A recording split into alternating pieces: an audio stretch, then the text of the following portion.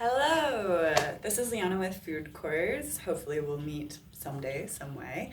And I just thought that since y'all were learning about photosynthesis, it'd be a really fun and rad time for you to, be in the garden, as it were.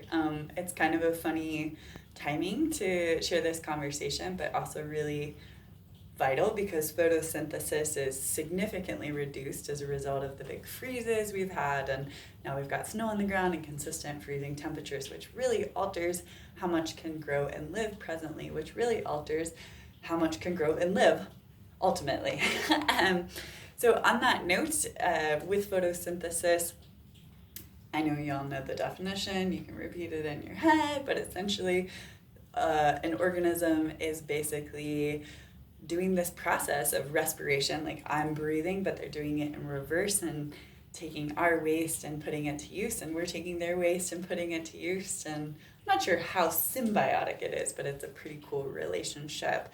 I wanted to share some of the fruits that have come as a result of photosynthesis. So we've got some watermelon, some cantaloupe, some chile, and tomatoes, which most of the greenhouse is full of. And they're doing quite well because we're protecting the photosynthetic process in here by allowing the energy of the sun in and not allowing the heat to escape, which of course is pretty vital. So when we're talking photosynthesis, the process occurs because a plant, a green living machine, essentially has everything that it needs, which I think of it as the SAWS, soil, air, water, and sunlight, which if we get down to the nitty gritty, soil is really mineral and nutrients, air is really carbon dioxide, and water is really this H2O, or the hydrogen and oxygen that of course gets split and then allows us to breathe and all those fun things. And then sunlight, which is energy,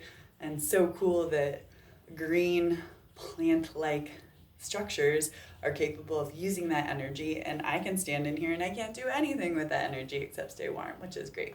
Just really achieving stasis. I'm not in fact growing or recycling anything in my body, all the necessary processes. So on that note, I thought we would do a little dissection because we have so much death, and it's nearly Halloween if that's your jam. There's lots of things to look at. So I've got our friend the tomatillo here, or there's many names for it. I'd be super curious if you have another name for tomatillo. People like to make salsa verde out of it. I mostly just like to harvest them because they come in these really neato little sort of papery lanterns. Can you see them? And then inside is the fruit, which is super cool. So we'll work from the bottom up. So inside the soil, we have our friends, the roots. Can y'all see these pretty good? Let me see if I can get a little up close and personal with you. So our friend, the roots, they have all different types of structures. There's little roots, big roots, but essentially that's taking up the water, and they just act like little sponges. They soak up the water, and then that water will travel up the stem that we have here, and then from the stem out to our friends, the leaves, where the water will mix with the air that's coming in through each of these tiny leaves into the stomatic, and you see all the way into it. Anyways, as that's happening, this little factory, this little machine or friend, I like to think of them as friends, is really doing the hard process and the hard labor. What's really fascinating right now is normally this plant would be moving water, and it would be moving nutrients and minerals and CO2 and so on and so forth. But because it's frozen, because the water inside of the plant has essentially sort of like gone from this like soft moving thing, you can imagine like a snowflake, like spiked out, and it's basically killed everything.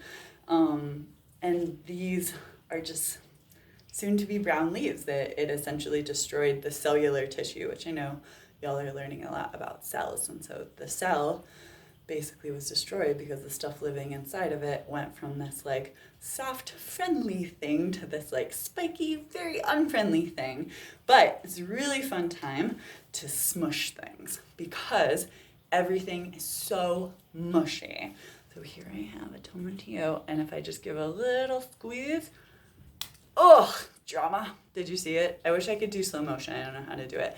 But anyways, I wanted to encourage y'all to go out and take a look-see at your friend, you know, take a closer, up close and personal look at this thing, the root, and like, how is that a straw? What are these tiny fibers?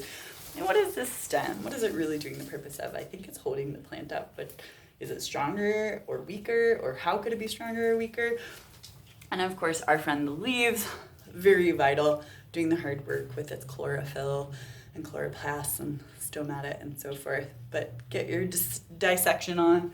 Make sure you're working on a very dead plant. That's like, you know, the kind thing to do. And of course, recontribute it to the soil because we need more to grow. And yeah, that's what I wanted to share about photosynthesis. Wishing you the best. Bye.